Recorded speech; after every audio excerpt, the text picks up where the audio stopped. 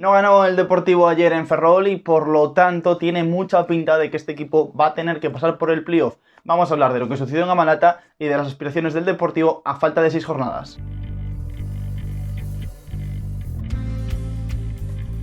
Hola, ¿qué tal amigos? Bienvenidos a mi canal de YouTube, soy Xane Silveira, estamos en un nuevo vídeo y hoy vamos a hablar un poquito de la resaca que nos ha dejado el partido en Amalata. Vaya fin de semana ha tenido el Deportivo, un domingo con bastantes decepciones porque jugó el Fabril, que estuvo muy cerquita de lograr la victoria y el ascenso matemático el pasado domingo en Abegondo, no pudo ser, empató, de hecho el Arosa le ha igualado en la tabla, pero por golaveraje es líder y el fin de semana aquí se la va a jugar ante el Barco, que no se juega absolutamente nada, así que vamos a ver si el Fabril puede ganar y ascender de manera directa a Segunda Federación. Y además por la tarde jugaba el Depor ante el Racing de Ferrol, el derbi de las Rías, derbi de dos ciudades súper cercanas y entre dos equipos que estaban también muy cercanos en la clasificación, dos equipos que estaban en esa pelea por alcanzar al Alcorcón, que empató ante el Córdoba, y Real Madrid-Castilla, que después de vencer ya es otro, o colíder mejor dicho, junto al Alcorcón. Por lo tanto, la clasificación para el Deportivo queda a 4 puntos de los dos primeros clasificados. A falta de 6 partidos, a falta de 24 puntos a jugar, la realidad es que el Deportivo necesita demasiados milagros para poder ser primero. Pero vamos a hablar un poquito de lo que sucedió en Amalata, porque fue un partido bastante interesante, que acabó sin goles, sin muchas ocasiones, pero en el que hubo muchas cosas que destacar. Bueno, no pude estar allí, me hubiese gustado ir y hacer un poquito de blog, como hicimos en Salamanca con León, pero no pudo ser, lo cubrí aquí desde casa. Pero bueno, lo que visteis todos, yo creo, a través de redes sociales, si no habéis visto absolutamente nada, es que vivís en una cueva, pero impresionante, Riazor Blues y la afición deportivista antes del partido, sobre todo pues esas imágenes viajando en barco a través del agua, desde A Coruña hasta Ferrol, rescatando la tradición, porque era una tradición antiguamente en el derbi de las Rías que las aficiones se desplazasen en barco desde la ciudad herculina hasta la ciudad departamental, y así fueron los Blues. Espectacular, la verdad, espectacular también las imágenes de la llegada del autobús, miles de personas allí antes del partido. La verdad es que fue un partido muy chulo por el antes. Luego lo que sucedió durante el encuentro pues fue un poquito menos chulo, ¿no? Pero yo creo que sí que se vivió una fiesta del fútbol gallego, que era un poco lo que se pretendía. Es verdad que hay mucha gente que considera que eso no es un derbi. El derbi tradicional del Depor es ante el Celta, pero hace 100 años se disputaba un derbi de mucha rivalidad, que era el del Depor ante el Racing de Ferrol. Sí que es verdad que en los últimos 40 años quedó un poquito opacado, ¿no? Porque el Depor estaba arriba y el Racing estaba abajo y no se encontraban, pero ahora que se han vuelto a encontrar, yo creo que sí que se le debe considerar derbi por la proximidad y porque, repito, existe una historia detrás que unifica a ambos clubes, por el pique entre las dos ciudades, por el pique entre los dos clubes, por cómo se le robó a Vázquez en los años 20, ¿no? Esa historia del fichaje que tampoco estuvo mucho tiempo en el Deportivo, pero que desató un poco esa pelea entre Depor y Racing, y bueno, lo debemos considerar un derbi. Pero más allá del ambiente festivo, que fue una auténtica pasada, luego hubo un partido que no fue tan pasada. Jugaba el Depor de nuevo fuera de casa, el Deportivo, lejos de Riazor, solo ha ganado 5 partidos esta temporada, son números muy negativos. Es verdad que en algún campo ha podido merecer algún punto más, pero también es verdad que en algún campo como el partido ante el Ceuta o el partido en Algeciras perfectamente podría no haber acabado en victoria. O sea que realmente el Deportivo está haciendo una mala temporada lejos de Riazor. En Riazor está intratable, solo ha perdido un partido que fue a principio de temporada contra el San Fernando, y de hecho Óscar Cano está imbatido en el Municipal de Riazor. Pero la suerte fuera de casa es muy distinta, y para cambiar esa suerte, Óscar Cano introdujo un cambio importante en el sistema del Deportivo. Regresó a jugar un 4-4-2 con Max Svensson y Lucas Pérez en la punta de ataque, replicando un poquito lo que habíamos visto ante la U de San Sebastián de los Reyes, y sorpresas, tampoco funcionó, porque el Deportivo cuando sale de casa se desnaturaliza, y más todavía cuando ayer en el doble pivote solo estaban Diego Villares y Rubén Díez. Un Deportivo que jugó mucho en directo, mucho en largo hacia Max Svensson, y que durante toda la primera parte, además de no generar ocasiones, no consiguió activar a su mejor jugador, que es Lucas Pérez. Mucho envío largo de Jaime Sánchez hacia la carrera de Svensson, mucho envío largo de los laterales o intentando buscar a Alberto Quiles, bajando la pelota y activar a partir de ahí a los centrocampistas, Antoñito, una segunda jugada, una conducción de Alberto Quiles, y como digo, también hacia Max Svensson, que estuvo muy peleón hacia esa pugna con David Castro, con John, pero en la que la verdad es que Svensson tampoco salió del todo ganador. Podía ganar el duelo, pero luego lo que sucedía posteriormente al duelo no lo estaba ganando. Un Depor lejos del área, un Depor que en posicional era incapaz de generar muchas veces porque faltaba paciencia o faltaba calidad para circular entre líneas. No fue el mejor día en ese aspecto de Villares y de Rubén Díez, que sobre todo Rubén Díez era el que más se le podía pedir esos pases filtrados, y el Depor se encontró en la primera parte una y otra vez con una muralla muy bien plantada, porque también hay que decir que los de Cristóbal Parralo ahí estuvieron muy bien. Sin balón, a ese Manzanara, Jesús Bernal, David Castro, John García, por donde no pasaba absolutamente nada, y con balón, ese 3-2 en el centro del campo, como digo, con 6 y 16 juntándose a Alex López, muy bien Alex López en la primera parte, para mí quizás hasta el mejor de la primera parte, para combinar, buscar esa superioridad numérica interior y sobre todo llevar la pelota a las bandas, porque el partido de ayer en Amalata está en Carlos Vicente y está en Ever Pena, que fueron los dos jugadores más activos del Racing. Sobre todo el 23, Carlos Vicente hizo un partidazo, la verdad es que de locos, incluso acaba consiguiendo que expulsen a Raúl Carnero y hace un partido soberbio, al que solo le faltó quizás el gol. De hecho, la única acción que acaba en gol en todo el partido es esa de Ever Pena con la mano, que acaba empujando con la mano, es brutal porque ver la protesta, le da 3 veces con la mano, pero es que además empuja la pelota con la mano, o sea, no llega ni siquiera a rematar con el pie. Pero bueno, hay que protestarla. Si yo estuviese en su lugar, también la protestaría. Pero por ahí venía un poquito el cambio del Deportivo, ¿no? Renunciar a esa salida de balón con 3 centrocampistas muy cerca de la base, un poquito más de responsabilidad para los centrales, que tampoco se complicaban mucho envío largo. Y sobre todo veíamos un 4-4-2 muy cerrado, que era un cuadradito, ¿no? Un cuadradito donde Mario y Quiles se metían por zonas intermedias, Mario como siempre muy cerquita de la media punta, a veces incluso por el sector diestro, y tenían que ser Antoñito y Carnero los que subiesen y ocupasen las bandas.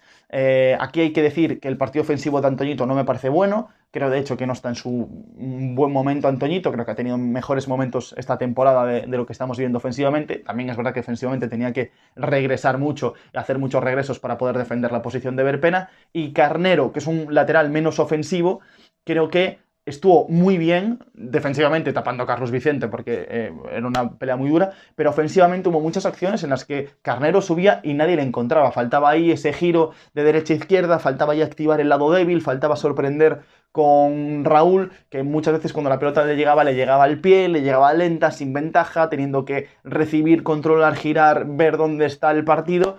Y ahí al Depor le faltó sorpresa, no le funcionó ese 2-2 en el centro del campo, ¿no? Con Villares, Rubén Díez, Mario y Quiles, esa especie de cuadrado por donde intentaba por ahí encontrar espacios entre líneas. Sí que alguna buena conducción de Mario Soriano, pero por lo general muy poquito del Deportivo entre líneas. De hecho, entre líneas Lucas Pérez también se acercaba un poquito a recibir, estaba ahí un poquito en zona intermedia, pero no encontramos a Lucas en toda la primera parte y eso lógicamente se paga. Ya en la segunda parte sí que cambia un poquito el partido, se abre un poco más desde el inicio, con un Racing que lo busca un poquito más y un Racing que por lo tanto también se parte más y por lo tanto aparece un poquito más de espacios, pero al Depor le falta piernas en esta segunda parte para poder hacer efectivo algún tipo de superioridad. Creo que el Racing tuvo más balón, el Depor tampoco sufrió demasiado. De hecho, yo en las puntuaciones que hice del desmarque, Ian Mackay pues interviene muy poquito. Hay un despeje, un balón parado, un par de acciones atajadas y quizás las únicas acciones de peligro real llegan por banda derecha,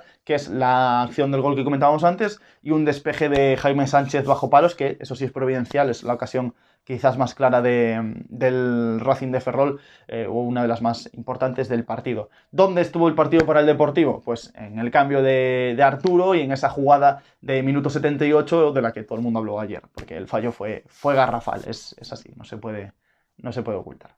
Podríamos maquillarlo de mil formas, pero la realidad es que el Deportivo tiene una clarísima ocasión. Es verdad que había tenido una antes de Quiles, una buena combinación de Quiles y Mario en la frontal, que Quiles no termina de ajustar, no termina de darle potencia y atrapa bien Gazzaniga. Otro golpeo de Lucas Pérez desde fuera del área que tampoco es muy preciso, pero no había tenido realmente grandes ocasiones el Depor hasta el momento. Y tiene la gran ocasión del partido, que es un robo alto de Diego Villares, si mal no me equivoco, a Manzanara. Un robo muy parecido al gol, al 1-0 del partido de ida. En salida de balón, robando en la frontal, Villares combina con Lucas, llega Villares al disparo, llega un poquito forzado, Gazzaniga la para muy bien, es un paradón el de Gazzaniga, le queda el rebote a Arturo y Arturo quiere meter la diestra, le cae para la zurda, intenta meter el interior, quiere ajustar, quiere asegurar y al final pues falla una ocasión que es no solo clamorosa, sino que es acción clave del partido, porque por el minuto en el que están, si ahí consigues marcar, prácticamente el partido se podía haber acabado. No marcas y a partir de ahí pues ya el partido se acaba convirtiendo en un 0-0. Suceden muy pocas cosas en el final del partido y es que además Óscar Cano yo creo que ayer estuvo lento con los cambios, volvió a pecar de no tener un plan B. Él comentaba que, claro, que Mario, Quiles aseguran muchos goles, son 28 goles entre Lucas, Mario y Quiles, es verdad, pero yo creo que tanto Mario como Quiles ya a partir del 70 estaban empezando a estar cansados y es normal porque hicieron mucho trabajo defensivo, sobre todo Mario ayer hace un partidazo a nivel defensivo. A ver, tampoco un partidazo, pero sí que llega muchas ayudas a Carnero, sí que le vemos defender bastante, y al final es un jugador que con balón realiza unas trayectorias larguísimas, porque aparece por dentro, aparece por banda derecha, luego tiene que regresar a la banda izquierda para cerrar, porque ayer el Depor cerraba en 4-4-2, y lógicamente eso es un cansancio que necesita de sustitución. Solo cambia a Svensson por Arturo, luego ya en el 88...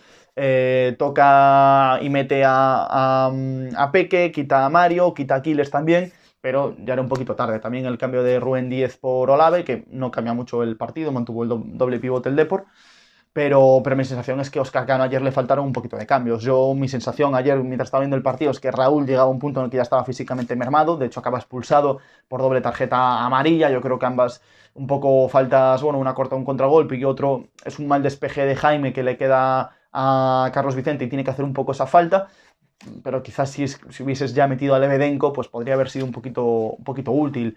Para mí ayer era un día para haber sustituido quizás a Antoñito y meter a Trilli y tener piernas frescas, para que los cambios en las bandas se hiciesen mucho antes y para haber metido a Bergantiños en defensa, en el centro del campo, para que sucediese un poquito menos en tu área. Pero Óscar Cano volvió, yo creo que a estar un poquito lento con los cambios, bastante inanición porque no cambia el partido, no cambia el plan, no... Bueno, había bastante miedo. Yo creo que los jugadores también lo reconocieron al partido. La palabra que ayer define el encuentro y que define un poco las sensaciones de ambos equipos era miedo a perder. Al final el Depor mantiene su desventaja de 4 puntos con el Alcorcón, ahora también es con el Castilla, pero no se amplía esa desventaja. Si pierdes, sí que hubiese sido un golpe definitivo y ninguno de los dos equipos quisieron ganar, yo creo. Quizás el Racing un poquito más, el Racing de Parralo, quizás los cambios, pero también fueron un poco hombre por hombre. El único, el de Alex López, sí que viene a ser por un perfil un poquito más ofensivo, pero no se vuelve loco Parralo ayer y tampoco se vuelve loco Óscar Cano. Yo creo que fue un poco, quedan todavía 6 partidos, está muy complicado, pero vamos a dejarlo a que se decida en el futuro y no ahora en Ferrol a falta de 6 jornadas. Sin embargo, para mí la sensación que me queda post partido es que el Deportivo a partir de ahora tiene que empezar a pensar en el playoff. Esta es la realidad del Deportivo. Me parece utópico pensar que de aquí a final de temporada un equipo que solo ha ganado 5 partidos fuera de casa, lo siento mucho porque confianza plena en que la plantilla pueda ascender, porque hay muy buena plantilla, pero lo siento mucho, este equipo no lo veo capacitado para recortar 4 puntos a un Castilla que tiene un calendario muy placentero y un Alcorcón que le toca remangarse y tiene jugadores para remangarse: Javi Lara, Mosquera, Adrián Dalmau, Víctor, Chiqui, es decir, es una plantilla muy completa. ¿Tiene que pasar por Riazor? Sí, siempre venimos diciendo, es que el Alcorcón todavía tiene que pasar por Riazor. Sí, pero es que son 4 puntos, aún ganando el Alcorcón te pones a un punto y yo veo muy complicado que el Depor gane los 6 que le queda. Veo complicado que el Depor gane en Córdoba, veo complicado que el Depor gane en Linares y veo complicado que el Depor gane en Pontevedra. Quizás Pontevedra puede ser el más sencillo porque quizás ya esté descendido el Pontevedra para entonces. Pero la realidad es que este Deportivo que no gana fuera de casa, que solo ha sumado una victoria en 2023 fuera de casa y ya van muchos partidos, que solo son 21 puntos como visitante en lo que va de temporada, veo muy complicado que este Depor vaya a remontar esa distancia. Por lo tanto, mi opinión es que el Deportivo tiene que empezar a trabajar en esos playoffs y tiene que trabajar en 2 aspectos. El primero, recuperar jugadores, porque creo que esta plantilla tiene varios jugadores, no sé si desconectados, pero sí desenchufados y fuera de ritmo. Jugadores como Trilli, jugadores como Kuki Salazar, bien Peco, Kiki Saverio, el propio Bergantiños, que siempre rinde, pero tiene que llegar con un poquito más de ritmo al playoff. Hay que conseguir que los jugadores que no están teniendo minutos lleguen un poquito más rodados al playoff, porque si no pasa lo que pasó ayer en Amalata, que necesitas cambiar un partido y no haces cambios porque no tienes confianza en lo que ves cuando te giras. Y el Depor ha hecho varios fichajes en enero y esto no puede ser así después de todo lo que se ha fichado y cambiado en el mercado de enero. Y por otra parte, lo que también creo que tiene que hacer Óscar Cano es terminar de pulir la idea. Creo que el Deportivo tiene una idea muy central para cuando juega de casa, no tiene tanto un plan B, pero sí tiene una idea muy pulida cuando juega en Riazor, y lo que para mí tiene que hacer es seguir puliendo esa idea. Para mí ayer es verdad que era algo que se pedía mucho, que cambiásemos el esquema, que se jugase con 2 puntas, que se renunciase a jugar con 3. Yo es que soy partidario de que lo que sabes hacer bien, lo sigas haciendo bien y no desnaturalizar al equipo como ayer se desnaturaliza. Que, ojo, defensivamente ayer se hace un partido muy bueno y ayer el Deportivo como mínimo merece empatar. Y si Arturo marca, estamos hablando de otras cosas. Pero yo creo que para los playoffs el Deportivo tiene que ser muy deportivo. Tiene que Óscar Cano intentar seguir trabajando en esa idea para llegar de la manera más rodada a esos playoffs. Pero para mí, aunque el mensaje correcto es decir que queda tiempo, de hecho sería catastrófico si ayer Óscar Cano, al que se le critica por decir que todavía hay tiempo para ser campeones, pero sería catastrófico si ayer Óscar Cano sale y dice no nos da para ganar. Si dices eso al día siguiente te echan, lógicamente, pero creo que internamente tienen que empezar a trabajar también en pensar en esos playoffs, en llegar en la mejor forma posible, en que físicamente todo el mundo llegue rodado y que el banquillo llegue con opciones de que cuando Óscar Cano necesite cambiar algo, se gire y encuentre soluciones, porque no las está encontrando ni con los fichajes de enero, ni antes de los fichajes de enero, ni prácticamente ningún día. Ni siquiera en Riazor, cuando hay que hacer cambios, los cambios suelen ser útiles o cambiar dinámicas. Pueden ser como día de Badajoz, que entran con tiempo y que suman, pero es que entran con un 2-3-0. Pocos días, cuando ha hecho falta hacer cambios, el partido realmente ha cambiado. Y hasta aquí un poquito mi visión de lo que sucedió en Amalate y de cómo está la situación del Deportivo. Me gustaría daros también en comentarios un poquito vuestra opinión, qué pensáis de todo esto, cómo veis al Deportivo, si lo creéis todavía capaz de salir campeón y ascender de manera directa, o si, como yo, creéis que ya va tocando un poquito pensar en los playoffs, porque la realidad es que los puntos son los que son y solo quedan 24 en juego. Así que nada, nos seguimos leyendo en redes sociales, me podéis leer a través del Desmarca, y que además esta semana yo creo que va a ser una semana muy chula. Tengo concentrada más una charla con el técnico del Ceuta, así que seguidnos por ahí, que estaremos dándole mucha caña a la actualidad del Deportivo, y por aquí por YouTube nos seguimos leyendo. Nos vemos, chao, chao.